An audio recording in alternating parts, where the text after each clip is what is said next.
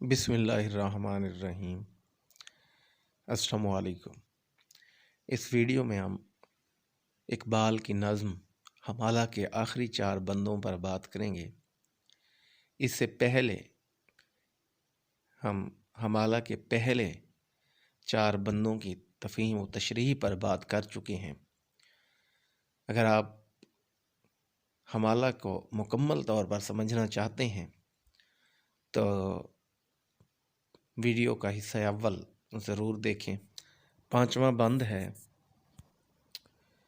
جنبش موج نسیم صبح گہوارہ بنی، جھومتی ہے نشہ مستی میں ہر گل کی کلی، یوں زبان برگ سے گویا ہے اس کی خاموشی، دست گلچین کی جھٹک میں نے نہیں دیکھی کبھی، کہہ رہی ہے میری خاموشی ہے افسانہ میرا، کنج خلوت خانہ قدرت ہے کاشانہ میرا۔ کہیں کہیں تحریر میں غلطی سرزد ہوئی ہے، لیکن میں نے اس کی ادائیگی بولتے ہوئے درست کی ہے، تو آپ اس بند کو پڑھتے ہوئے یا اسے دیکھتے ہوئے زیادہ توجہ آپ کی سننے پر مرکوز ہونی چاہیے۔ مشکل الفاظ کے معنی: موج نسیم صبح، صبح کی ہوا کی لہر، گہوارہ جھولا، جھومنا، خوشی یا مستی کی حالت میں سر اور ہاتھوں کو ہلانا، نشائے ہستی، زندگی کی مستی، برگ پتا، گویا بولنا، قوت گویائی جسے کہتے ہیں، دست گلچین پھول توڑنے والے کا ہاتھ، جھٹک ہاتھ مارنے کی حالت، کنج کونا، کاشانہ ٹھکانے کو کہتے ہیں۔ بڑھتے ہیں اس کی تفہیم و تشریح کی طرف۔ صبح کی ہوا کی لہر حمالہ کی وادیوں میں کھلنے والے پھولوں اور کلیوں کے لیے گہوارے کی حیثیت رکھتی ہے، جھولے کی حیثیت رکھتی ہے، اور جب صبح کی ہوا چلتی ہے تو ہر پھول کی کلی زندگی کے نشے سے مخمور ہو کر جھومنے لگتی ہے۔ آپ دیکھیں، ایک پھول کی زندگی میں ہوا کو بڑی اہمیت حاصل ہے، یعنی یہی ہوا، اس کے متعلق کہا جاتا ہے کہ جب رات بھر کلیوں پر شبنم پڑتی رہتی ہے تو ان کے منہ نرم ہو جاتے ہیں، اور جب صبح کی ہوا چلتی ہے تو کلیاں کھل کر پھول کی شکل اختیار کر لیتی ہیں۔ پھر یہی ہوا جہاں ان کے کھلنے کا سبب بنتی ہے، تو جب یہ گرم لو کی شکل اختیار کرتی ہے، پھول کے مرجھانے میں بھی بڑا اہم کردار ادا کرتی ہے۔ اسی طرح یہی ہوا پھولوں کی خوشبو کو پورے باغ میں پھیلانے کا کردار بھی ادا کرتی ہے۔ تو صبح کی ہوا بڑی دل فریب ہوتی ہے، جہاں وہ انسانوں کے لیے تازگی کا باعث ہے، وہاں باقی جانداروں کی زندگی میں بھی بڑا اہم کردار ادا کرتی ہے۔ اس لیے کہیں اقبال کہتے ہیں کہ جب صبح کی ہوا چلتی ہے تو اس کے جھونکوں کی وجہ سے ہمالیہ میں کھلے پھول اور کلیاں محو رقص ہو جاتی ہیں، اور جس طرح انسان خوشی کے عالم میں جھومتا ہوا دکھائی دیتا ہے، یوں محسوس ہوتا ہے کہ یہ کلیاں زندگی کے نشے میں مست صبح کی ہوا کے ذریعے جھوم رہی ہیں، یعنی مسلسل حرکت کر رہی ہیں، محو رقص دکھائی دیتی ہیں۔ دوسرے شعر میں اقبال کہتے ہیں کہ پھول کی ہر پتی سے اس کا سکوت یوں بول رہا ہے جیسے وہ کہہ رہا ہو کہ مجھ تک آج تک پھول توڑنے والے کے ہاتھ کی جھٹک نہیں پہنچی۔ کہیں احسان دانش بھی کہتے ہیں کہ ہر برگ کا سکوت سراپا فسانہ ہے، یعنی یوں محسوس ہوتا ہے کہ پھول کی ہر پتی اگرچہ وہ خاموش ہے لیکن خاموشی کی زبان میں اپنی داستان حیات کہہ رہی ہے۔ تو یہاں بھی اقبال یہی کہتے ہیں کہ گویا پھول کی ہر پتی اپنی خاموشی کے پردے میں اپنی داستان بیان کر رہی ہے۔ پھول کی ہر پتی کو قوت گویائی عطا کرنے کے پیچھے ایک اہم بات یہ ہے کہ پھول کی پتی کی شکل انسانی زبان جیسی ہوتی ہے، اور دوسرا اس میں خاموشی کی بات کی گئی ہے۔ اگر دیکھا جائے تو خاموشی بھی تو ایک زبان کی حیثیت رکھتی ہے۔ کہنے کا مقصد یہ ہے کہ خاموشی بھی ایک طرز تکلم ہے۔ ناصر کاظمی کہتے ہیں، آؤ چپ کی زبان میں ناصر اتنی باتیں کریں کہ تھک جائیں۔ اب بات یہ زیر غور ہے کہ اس خاموشی کے پردے میں پھول کی پتی کیا کہہ رہی ہے، کون سی داستان بیان کر رہی ہے۔ اس کا کہنا یہ ہے کہ مجھ تک آج تک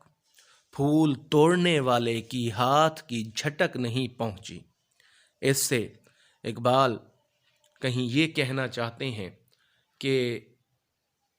ہمالیہ اس قدر بلند ہے کہ اس پر کھلنے والے پھولوں تک یا کلیوں تک آج تک کسی کی رسائی ممکن نہیں ہوئی۔ ڈاکٹر شفیق احمد صاحب کہتے ہیں کہ ہمالیہ کے راستے اس قدر دشوار گزار ہیں کہ اس کی وادیوں تک جہاں کلیاں اور پھول کھلے ہیں رسائی حاصل کرنا بڑی مشکل بات ہے۔ اسی وجہ سے کلیاں زندگی کے نشے میں مست جھوم رہی ہیں کہ انہیں یعنی پھول توڑنے والے کسی مالی کا کوئی خدشہ نہیں ہے۔ آخری شعر میں پھر کہیں ہمالیہ محو گفتگو ہمیں دکھائی دیتا ہے کہ اس کی خاموشی ہی اس کا افسانہ بیان کر رہی ہے، اور وہ افسانہ، وہ داستان یہ ہے کہ وہ کہتی ہے کہ یہ قدرت کی طرف سے بخشا ہوا تنہائی کا یہ گوشہ میرا گھر ہے، یعنی یہاں کسی قسم کا کوئی شور شرابہ نہیں ہے، اور ایک فطرتی خاموشی اسے حاصل ہے جہاں ہر طرح کی سہولتیں موجود ہیں اور اس کے مناظر بڑے رنگین ہیں۔ تو یہ کہیں اللہ تعالیٰ کی عطا ہے کہ ایسا گوشہ جو تنہائی، خاموشی اور قدرتی مناظر سے معمور ہو کسی کسی کو نصیب ہوتا ہے۔ چھٹا بند ہے، آتی ہے ندی فراز کوہ سے گاتی ہوئی، کوثر و تسنیم کی موجوں کو شرماتی ہوئی، آئینہ سا شاہد قدرت کو دکھلاتی ہوئی، سنگ راہ سے گاہ بچتی گاہ ٹکراتی ہوئی، چھیڑتی جا اس عراق دل نشیں کے ساز کو، اے مسافر دل سمجھتا ہے تیری آواز کو۔ مشکل الفاظ کے معنی۔ فراز کوہ پہاڑ کی چوٹی، کوثر و تسنیم بہشت کی دو نہروں کا نام ہے، شاہد قدرت قدرت کا محبوب، سنگ راہ راستے کا پتھر، گاہ کبھی، عراق دل نشیں مراد دل میں اثر پیدا کرنے والا ساز یا راگ۔ اس بند کی تفہیم و تشریح کی طرف بڑھتے ہیں۔ اس بند میں اقبال نے بڑے خوبصورت انداز میں ہمالیہ سے رواں ہونے والی ندی کا عکس کھینچا ہے، تصویر کشی کی ہے۔ اقبال کہتے ہیں کہ جو ندی پہاڑ کی بلندی سے رواں ہوتی ہے، یعنی وہاں برف کے پگھلنے سے جو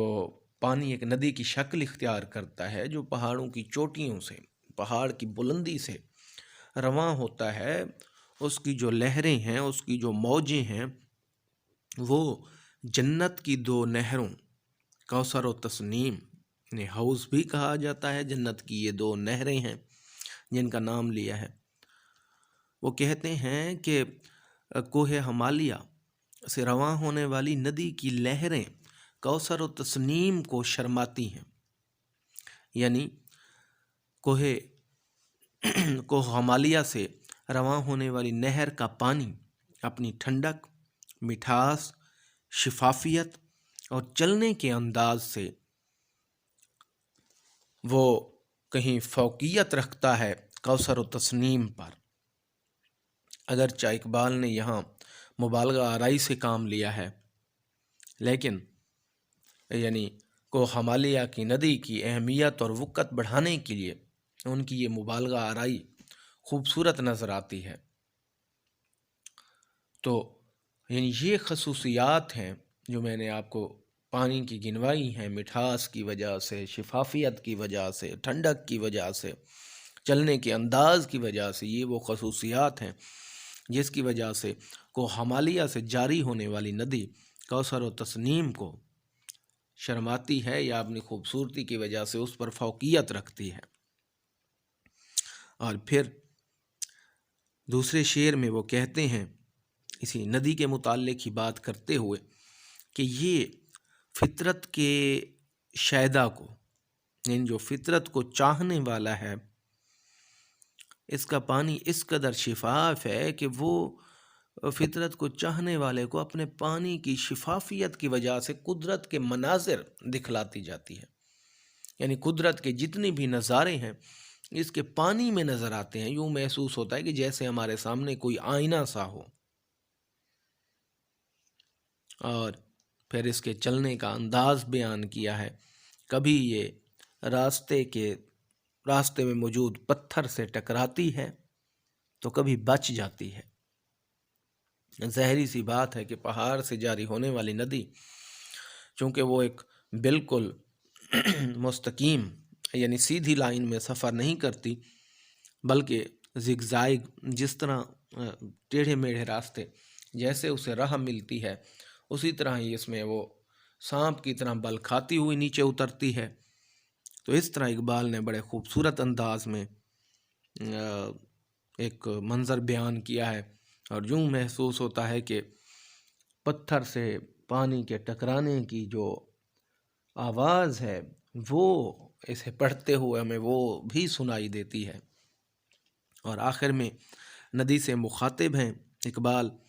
اسے کہتے ہیں، اس کو دو حوالوں سے سمجھا جا سکتا ہے اور میں دونوں حوالے آپ کے سامنے رکھتا ہوں۔ ڈاکٹر شفیق احمد لکھتے ہیں کہ یعنی اقبال ندی سے مخاطب ہو کر کہتے ہیں کہ عراق دل نشیں، یعنی دل میں جو یا گھر کرنے والا راگ ہے اس کو تو چھیڑتی جا، جو ساز ہے اس کو تو چھیڑتی جا، کیونکہ تو ایک مسافر ہے اور تیری آواز کو یا تیری آواز کی معنویت کو میرا دل خوب بڑا خوبصورتی سے سمجھتا ہے یا سمجھنے کے قابل ہے۔ اور دوسرا یوسف سلیم چشتی لکھتے ہیں، ندی کے پانی سے بڑی خوبصورت آواز یا موسیقی پیدا ہوتی ہے، اس لیے کہیں اقبال نے ندی کو ایک ساز سے تشبیہ دی ہے، اور وہ کہتا ہے کہ تیری طرح میرا دل بھی نغموں سے معمور ہے، سرشار ہے، اس لیے تو کہیں دل کے ساز کو چھیڑتی جا،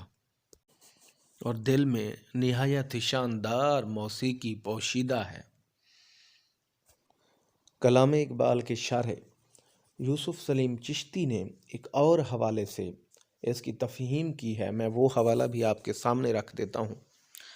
یوسف سلیم چشتی کہتے ہیں کہ اقبال کے نزدیک جو ندی ہے وہ زندگی کی علامت ہے۔ انہوں نے اپنی ایک اور نظم فلسفہ غم میں بھی زندگی کو ندی سے تشبیہ دی ہے، اور وہ ندی سے مخاطب ہوتے ہوئے کہتے ہیں کہ اے ندی، میرا دل تیری حقیقت سے مکمل طور پر آگاہ ہے۔ جس طرح تو رواں ہے، انسانی زندگی بھی اسی طرح بسر ہو رہی ہے، یعنی حال حیات بالکل تیری طرح سے ہے۔ 7واں بند ہے، لیلائے شب کھولتی ہے آ کے جب زلف رسا،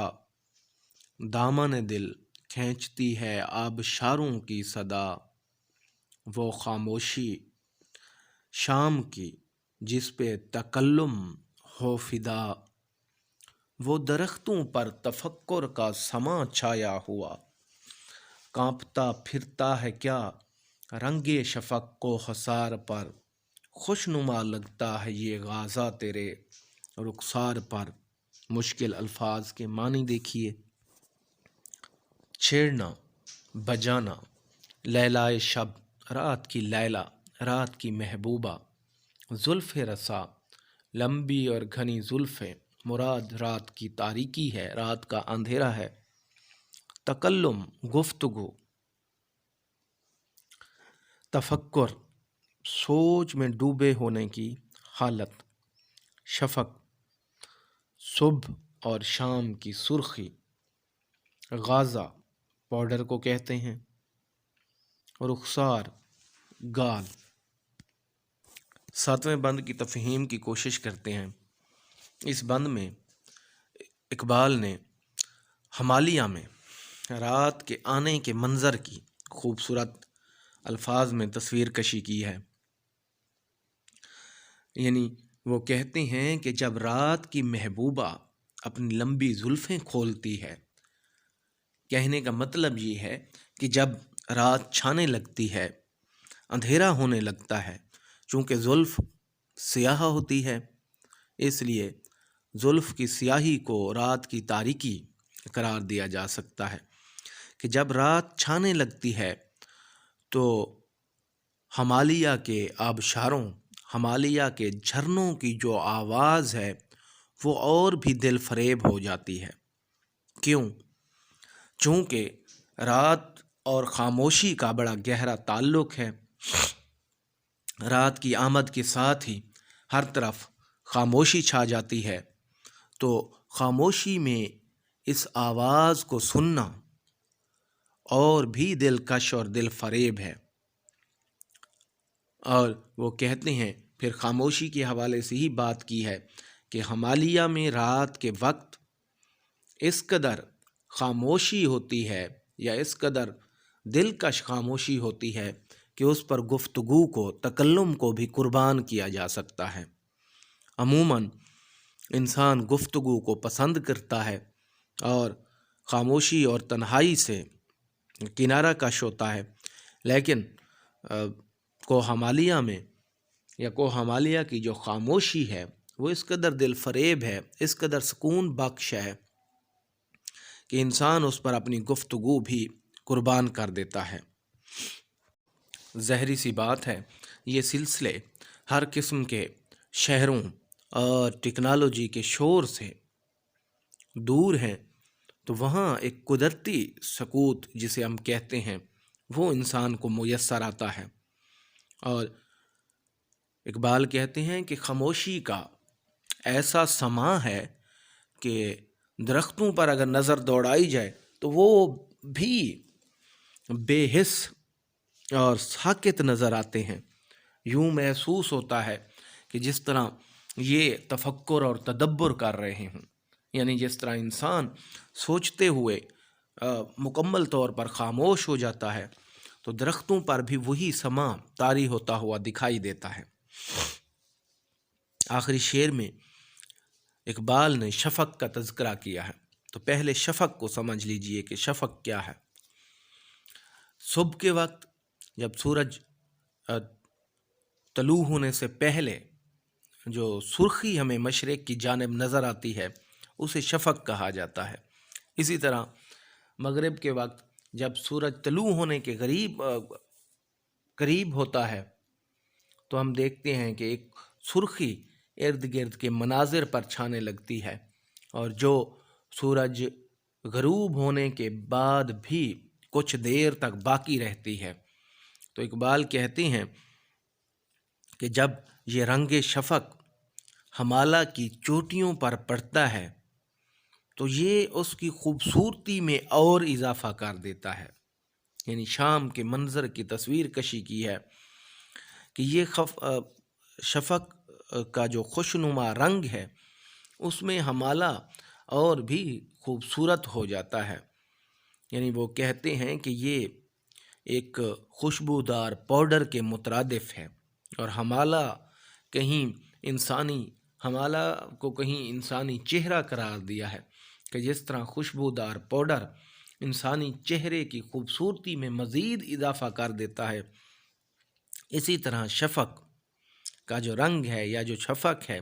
وہ ہمالہ کی خوبصورتی میں مزید اضافہ کر دیتا ہے۔ یعنی یوں سمجھ لیں کہ شفق ایک پاؤڈر ہے جو ہمالہ کے چہرے پر لگتے ہی اسے اور حسین و جمیل بنا دیتا ہے۔ تو ہم دیکھتے ہیں کہ یہاں بھی اقبال نے منظر کشی کی ہے ہمالہ میں شام اور رات کی آمد کی، وہاں کی خاموشی کی، آبشاروں کی خوبصورت نغموں کی، اور شفق کی وجہ سے ہمالہ کی خوبصورتی میں جو اضافہ ہوتا ہے اس کو اپنا موضوع بنایا ہے۔ ہمالہ کا آخری بند ہے: اے ہمالہ داستاں اس وقت کی کوئی سنا، مسکن آبائے انسان جب بنا دامن تیرا، کچھ بتا اس سیدھی سادی زندگی کا ماجرا، داغ جس پر غازائے رنگ تکلف کا نہ تھا، ہاں دکھا دے اے تصور پھر وہ صبح و شام تو، دوڑ پیچھے کی طرف اے گردش ایام تو۔ مشکل الفاظ کے معنی: مسکن رہنے کی جگہ، آبائے انسان کے باپ دادا، رنگ تکلف بناوٹ کا رنگ، تصور تخیل کسی چیز کی صورت کا ذہن میں آنا، تصور گردش ایام زمانے کی گردش، یعنی امتداد زمانہ، رات اور دن کا چکر۔ اس بند کی تفہیم کی طرف بڑھتے ہیں۔ اقبال جب ہمالہ کی قدامت پر غور کرتے ہیں تو انہیں کہیں پہل جب انسان اس دھرتی پر آباد ہوا تو اس وقت کا خیال آتا ہے، اور یہاں وہ اس بند میں ہمالہ کو مخاطب کرتے ہوئے کہتے ہیں کہ تو مجھے اس وقت کا احوال سنا جب تیرے دامن میں انسان نے رہنا شروع کیا، یعنی جب انسان کے آباء و اجداد یا حضرت آدم علیہ السلام پہل یہاں آئے دھرتی پر، تو اس زندگی کے متعلق مجھے کچھ بتا کہ وہ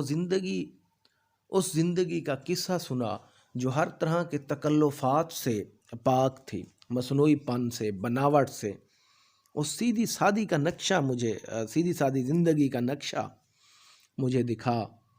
جب انسان پر تکلف کا غازہ نہیں چڑھا تھا۔ یعنی اقبال کہیں اس فطری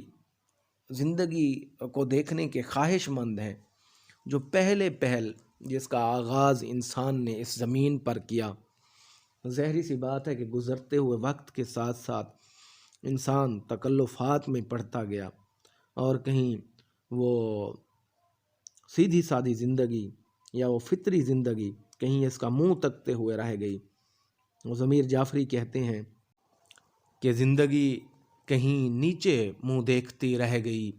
کتنا اونچا لے گیا جینے کا معیار آدمی۔ تو بے جا تکلفات سے جب پاک زندگی تھی اس کا قصہ مجھے سنا، لیکن جب اقبال دیکھتے ہیں کہ ہمالہ مکمل خاموش ہے تو اس کی خاموشی سے مایوس ہو جاتے ہیں، اور انہیں اس بات کا اندازہ ہو جاتا ہے کہ ہمالہ بے زبان ہے، اس کے پاس قوت گویائی نہیں ہے، تو پھر وہ اپنے تخیل سے، اپنے تصور سے ہم کلام ہوتے ہیں، اور اسے سے مخاطب ہوتے ہوئے کہتے ہیں کہ تو ہی اس زندگی کا کوئی نقشہ میرے سامنے پیش کر، دن اور رات کی گردش کو کہیں پیچھے کی طرف دوڑا تاکہ فاصلے سمٹ جائیں، اور میں اپنے یعنی تیری بنا پر، یعنی تخیل کی بنا پر یا تصور کی بنا پر اس فطری زندگی کو یا اس ماضی کو میں دیکھ سکوں۔ اقبال چونکہ ابتدا میں وطنیت کے جذبے کے تحت تھے، تو یہاں ہمیں کہیں یہ دکھائی دیتا ہے کہ اقبال کہیں ہمالیہ کے دامن کو ہی انسانی زندگی کا آغاز سمجھتے ہیں، اور انہیں اور اس زندگی کو اپنے تخیل کے بل بوتے پر دیکھنا چاہتے ہیں۔ میری یہ کاوش آپ کو پسند آئی ہو تو چینل کو ضرور سبسکرائب کریں۔ خوش رہیں، خوشیاں بانٹیں۔ اللہ حافظ۔